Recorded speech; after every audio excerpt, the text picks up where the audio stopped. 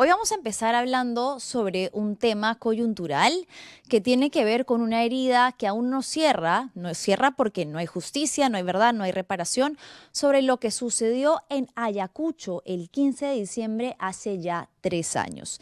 Después de hablar un poco sobre eso, que tiene que ver con el momento actual en el que el presidente José Gerí se encuentra en Ayacucho y cómo se han anunciado ya una serie de manifestaciones organizadas por víctimas y deudos, además de hablar de eso, hoy vamos a tener a la defensa de Martín Vizcarra, ya que ha procedido por fin la apelación que habían presentado hace ya algunos días para analizar junto a él qué es lo que se viene en el caso de Vizcarra. Se estaría pidiendo, entonces esto va a pasar a sala de apelaciones y analizar los posibles escenarios. ¿Qué va a pasar? ¿Va a poder salir de prisión mientras se resuelve esta apelación?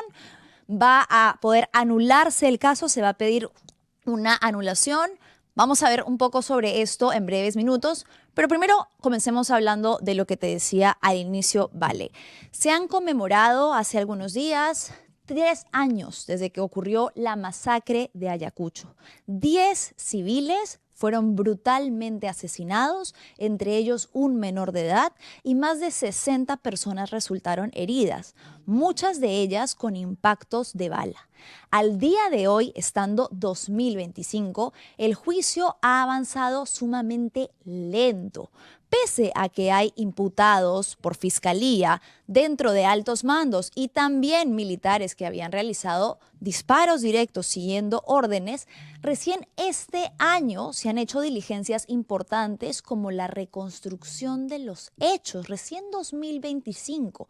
La familia siente, por supuesto, además mucho temor con iniciativas legales que se han estado gestando desde el Congreso que buscan darle amnistía, sellar el pacto de impunidad para perdonar aquello que diversas organizaciones y organismos de derechos humanos como Human Rights Watch, como Amnistía Internacional, ya han calificado como un abuso de la fuerza, un uso excesivo, desproporcionado e innecesario de la fuerza militar que terminó en esta desgracia, en la crueldad de que 10 ciudadanos que salieron a ejercer su legítimo derecho a la protesta resultaran asesinados. Para conversar sobre esto, hoy nos acompaña Adrián Sarria, quien es reportero, periodista aquí de La República y quien es además, casi diría Adrián, representante de la región. Has estado poco tiempo en Ayacucho, eres ayacuchano. Sí. Entonces, bueno, más que nadie conoces el caso porque lamentablemente lo has tenido que seguir de muy cerca. Sí, Manuela, ¿cómo estás? Gracias por la invitación. Sí, es una herida abierta, ¿no? Que se une a otras heridas que ya tiene Ayacucho, porque lo conversaba yo en estos días que se ha conmemorado precisamente el lunes, el 15 de diciembre, 3 años ya, con Adelina García, que perdió a su esposo porque fue desaparecido en el año 86, y ella hacía pues un análisis o una reflexión que me decía, parece que vivimos en una espiral de violencia, ¿no? Y que Ayacucho tuvo en aquella época la creación de La Flor de la Retama, esa canción emblemática, fue por una matanza de estudiantes en Huanta, años después el conflicto armado y ahora la herida abierta de los 10 fallecidos el 15 de diciembre del Claro, 2022. son poblaciones no solo olvidadas, sino reestigmatizadas, Sí. porque sobre todo la población ayacuchana ha sido una de las que más ha sido tildada de terrorista, de revoltosa, cuando fue una de las regiones más golpeadas por la época del terrorismo. Sí. Lo sufrió en carne propia. Al día de hoy, familias que tienen, como este caso que tú has dado, personas desaparecidas y que sienten la historia repetirse y el mismo pacto de la impunidad. Encabezando ese pacto de impunidad, podría decirse que hoy se encuentra el actual presidente José Gerí, quien hoy está en Ayacucho por temas de su agenda presidencial y que, por lo que nos han informado algunas fotografías que tú lograste enviar a la República, está sumamente resguardado ante lo que ha sido el aviso de las víctimas de que van a protestar y que van a acudir al lugar donde está José Gerí para exigirle justicia. Sí, desde las primeras horas del día un gran contingente militar se ha registrado en el aeropuerto de Huamanga, donde se esperaba la llegada del presidente, pero de acuerdo a la información que yo manejo, él ha decidido trasladarse en helicóptero para participar precisamente en una ceremonia en la Pampa de Ayacucho, en Quinoa, en el Con pueblo de Oscorima, Quinoa. ¿no? Sí, precisamente con Wilfredo Oscorima, es ahí donde se realizó pues la batalla de Ayacucho, la emblemática batalla de Ayacucho, seguramente queriendo reforzar no sé, esta narrativa nacionalista que tiene su gobierno, pero lo que sí es que cómo se conoció que José Gerí visitaba Ayacucho fue precisamente porque el 15 de diciembre, mientras se conmemoraban las actividades en la UNCH, en la Universidad Nacional San Cristóbal de Huamanga, el Consejo votaba la autorización para que militares y policías ingresen a la universidad y puedan resguardar precisamente actividades del presidente. ¿Qué actividades? La revisión, digamos, la inspección de unos pabellones, de la construcción de unos pabellones que se están haciendo hace un par de años. Para entrar un poco en contexto, precisamente la construcción de estos pabellones se hicieron en la época de los Rolex. Cuando Wilfredo Oscorima le entregaba pues estas joyas de alto precio a la presidenta Dina Boluarte. Incluso yo en ese entonces trabajaba en Estación Guario, un medio regional. Nosotros reportamos que el día que le firma un decreto de urgencia a Dina Boluarte, precisamente para autorizar a Wilfredo Oscorima que ingrese a una universidad, porque una universidad pública tiene su propio pliego presupuestal, ese mismo día que le firma el decreto de urgencia, Wilfredo Oscorima entrega una pulsera Bangle. Esos son los pabellones que va a ir a inspeccionar hoy y que seguramente pues con Wilfredo Oscorima serán muchas más las fotografías que las que ya se están mostrando ahora mismo. Para igual quienes de repente no tengan del todo el contexto, es una autoridad regional sumamente deslegitimada, ¿no? La población no quiere mayoritariamente a Wilfredo Oscorima. Tiene también una parte que lo respalda, sí. Hay población que lo respalda, pero parte de lo que se ha cuestionado mucho ha sido de la corrupción y del abandono que ha habido sobre obras importantes, pero creo que un poco más orientado hacia el abandono que han sentido en el plano del discurso que tuvo cuando sucedieron las masacres, ¿no? Jamás palabras hacia los deudos, jamás del lado de las víctimas, de familias de su región, de la región que representa, sino más bien de apoyo y de blindaje hacia Dina Boluarte, quien recordemos además, querido Adrián, que había sido denunciada por estas masacres, tenía una denuncia constitucional como principal en la cadena de mando, y que fue archivada por el Congreso precisamente este año, esa denuncia constitucional, y que termina de reforzar esta idea que un poco han trasladado la población ayacuchana, ¿no? Es un pacto que apaña el silencio, la impunidad y que se cierra o que encuentra puntos en común entre las autoridades regionales, la presidencia y el Congreso, que además, hoy por hoy, busca blindar a los militares. Y no olvidar que quien sustenta el informe y quien pide y quien recomienda archivar el informe de las muertes en protestas es el propio José Gerí. Ahí está, y eso es muy importante para que se entienda un poco el rechazo y la importancia que tenían los deudos de verlo hoy, de decirle en su cara, usted forma parte de este engranaje de injusticia, este engranaje que impide que accedamos a la justicia. Y bueno, que es muy difícil que tengan la oportunidad de hacerlo por la gran protección policial y militar que tienen. Sí, los deudos han firmado hoy un comunicado, la Asociación de Víctimas del 15 de diciembre, en que le dicen que él es parte del pacto, le dicen que por memoria, por justicia, no es una persona bienvenida en Ayacucho, y que además, mientras las familias protestaban por garantías de no repetición, porque es algo que a mí me ha causado sorpresa, pero además alegría, que repitan mucho, ¿no? Que ellos, por lo que están sufriendo, por la quebratura de sus familias, por el dolor que arrastran, no quisieran que pase nadie. Claro. Entonces, ellos lo que piden también es garantías de no repetición. Mientras todo eso sucedía, le recuerdan en el comunicado que en Lima se moría Mauricio Ruiz Truco. Claro, durante las protestas recientes del mes de octubre. Sí, las primeras protestas del gobierno de José Gerí. Entonces, eso creo que ha sumado también al rechazo que tiene el presidente en las regiones, creo, en las que se han dado las matanzas, pero que en el sur se ha hecho bastante sentido, bastante fuerte, ¿no? El sur es uno de los eslabones fuertes que recuerda, de los pocos que le recuerda a quienes pretenden pasar por agua tibia la memoria, que no se olvidan a las personas asesinadas. Sucedió hace poco con un ex candidato presidencial, Philip Butters, que recuerdas cómo lo recibieron en Juliaca, y que un poco es lo que han advertido desde las diversas asociaciones de deudos, que va a seguir pasando con cada candidato que pretenda ir a hacer baño de popularidad, mientras que en lo legal o en las posibilidades concretas que tenga, ha apoyado a la impunidad.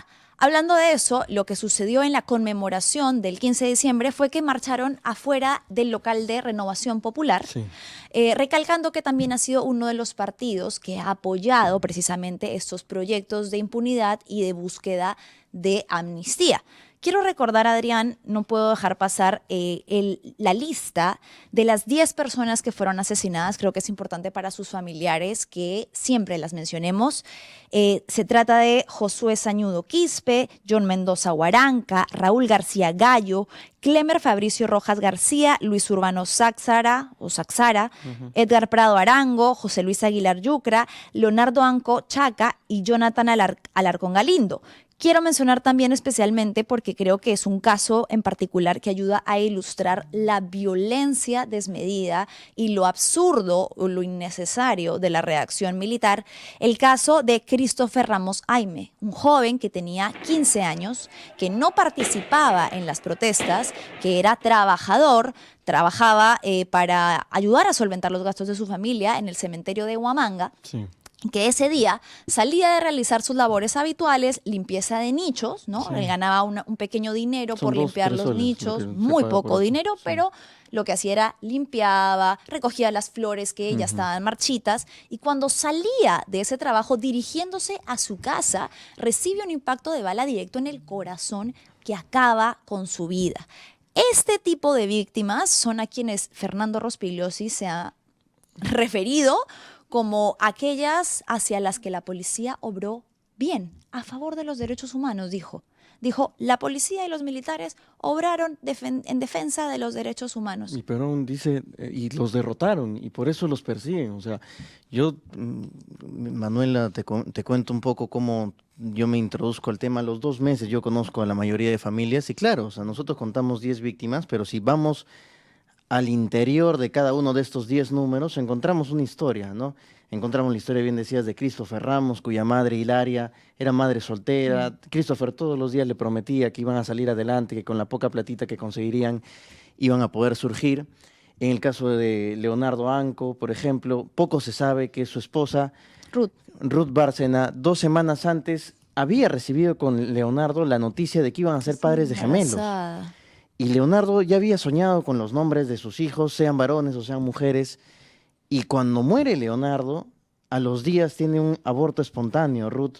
Y no solamente pierde a su esposo, no solamente se queda sola con su hija, sino que se queda sin sus gemelos, Claro. sin el sueño que tenía con su esposo. Y bueno, un poco lo que he vivido este año ha sido ver pues a quienes hace 3 años eran unos bebés, a quienes hace 3 años eran cargados en manos de sus madres, ya crecer con el recuerdo en fotografías, si se quiere, de sus padres. Liam, por ejemplo, el hijo de Yucra, él... De José Luis Aguilar. Sí, de José Luis Aguilar Yucra. Él literalmente ve el cuadro de su padre y se acerca, lo acaricia, le da un beso y dice papá. Y muy probablemente él nunca se acuerde de su papá. ¿Qué se va a acordar de su papá si apenas tenía pues un año y medio?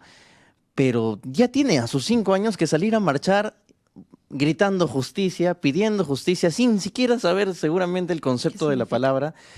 Pero eso creo que nos ilustra un poco a cómo se han roto las vidas de 10 familias. No son solamente las 10 pérdidas, sino son 10 familias quebradas, 10 familias con proyectos truncos, 10 familias que repiten constantemente en las entrevistas. Cualquier cosa sería, o sea, literalmente dicen, yo preferiría no vivir que seguir pasando esto. Y bueno, los 70 heridos son otra historia. Claro. Muchos de ellos aún con temores de declarar. Yo he estado con 2 personas, una de ellas tiene alojada una bala en la pierna izquierda, no se la pueden extraer porque puede correr el riesgo de no volver a caminar. Él me comentaba como anécdota que le gustaba jugar fútbol, nunca más va a poder volver a jugar fútbol, pero un caso peor es de otro herido al que le cayó un disparo en el ojo, que no perdió la vida de milagro, pero que perdió la visión. La vista, claro. Y que ahora tiene que andar con lentes todo el tiempo, con lentes oscuros todo el tiempo, y que cada vez aumentan los dolores en la cabeza. ¿Y quién ve por ellos? ¿Quién ve por su salud mental? Que es otro tema que también habría Y que que, ahondar. pues, imagínate, está Y fuera que, de campo por completo. y que es imposible, creo, tener salud mental cuando no se tiene justicia, ¿no? El caso está No, prácticamente claro. La detenido. justicia sería el paso uno Sí. hacia una larga sanación o proceso de recuperación, pero ni siquiera puede haber descanso para estas familias que ni siquiera han podido hacer el duelo en paz. No pueden duelar a las personas que han perdido porque tienen que seguir peleando. Eso es inhumano. Tú tuviste una entrevista precisamente el día 15 que estuviste acompañando a los familiares durante esta conmemoración y esta protesta, y me gustaría que podamos escuchar un poco de lo que te trasladaron algunos de Sí. estos familiares. Vamos a ver qué es lo que dicen.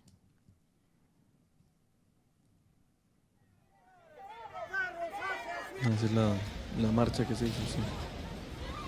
Ahí estaban en... Ese es exteriores del local de Renovación de Popular, Renovación sí, Popular. cuando, 15 de cuando protestaron diciembre. allá.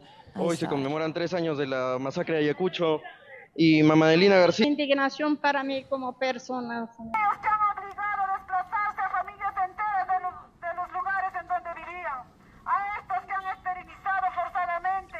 Claro que sí, joven. Un 15 de diciembre aquí la ciudad de Ayacucho ha sufrido una masacre por parte de este gobierno asesino.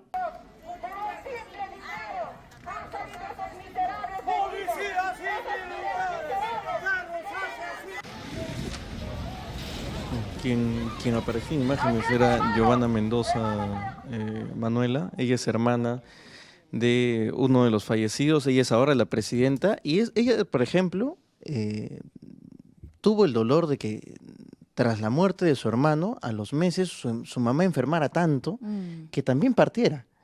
Entonces la señora literalmente ahora únicamente viste de luto, únicamente ella misma dice, no vivo para buscar justicia, y bueno, el dolor creo que es latente, es perceptible, y ellos hoy están, de verdad se han juntado, Claro. de acuerdo a lo que yo sé, para protestar en contra de José Geriel, que consideran pues un apañador de Dina Boluarte. Imagínate, si fue quien firmó el documento que terminó diciendo, que terminó blindando a Boluarte, entonces quien no espere que lo vayan a recibir con flores y creo. aplausos en Ayacucho, porque estas personas siguen exigiendo justicia. Y creo que para cerrar, Adrián, es súper importante lo que mencionas, no se llega a ver todo lo que hay detrás de una familia que quedó rota, todo el daño, además de emocional, toda la implicancia económica que tiene. Muchas de estas personas dejan sus trabajos, porque es difícil que en un trabajo te estén dando concesiones o permisos todo el tiempo para ir a una audiencia, para ir a una protesta. Muchas de estas personas abocan sus vidas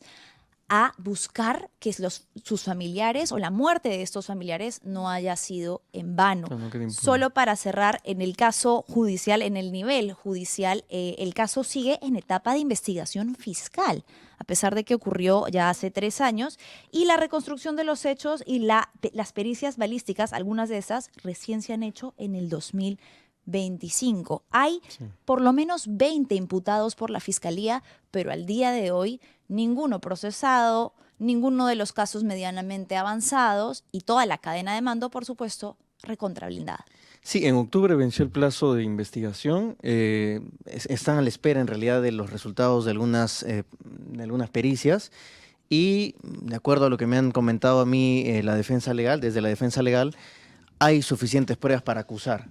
Se espera entonces que eso suceda y bueno, creo que quienes más lo esperan son las familias ayacuchanas, y para un ayacuchano más como yo eso es tan doloroso, no me imagino, y no quisiera estar jamás en la piel de uno de los familiares a quien la vida le cambió hace 3 años y a quien la vida se le quebró, el corazón se le partió, y que bueno, creo que nadie quisiera estar en esa posición, y más bien invitaría a quienes nos siguen ahora por la República, Manuela, en tu programa, a que lean las historias, ¿no? Para que empaticen, para que sepan que hay más que números de víctimas en el gobierno de Dina Boluarte, ¿no? Y que crean que detrás de esas personas había sueños, había esperanzas, y en todas, y algo que quiero recalcar, dentro del proceso nunca se ha podido demostrar que haya afiliación, haya cercanía a grupos terroristas. Es decir, en Ayacucho, el 15 de diciembre del 2022, se mataron inocentes. Sí, fue ejecuciones extrajudiciales, según la palabra que acuñaron organismos internacionales. Adrián, muchísimas gracias por habernos acompañado.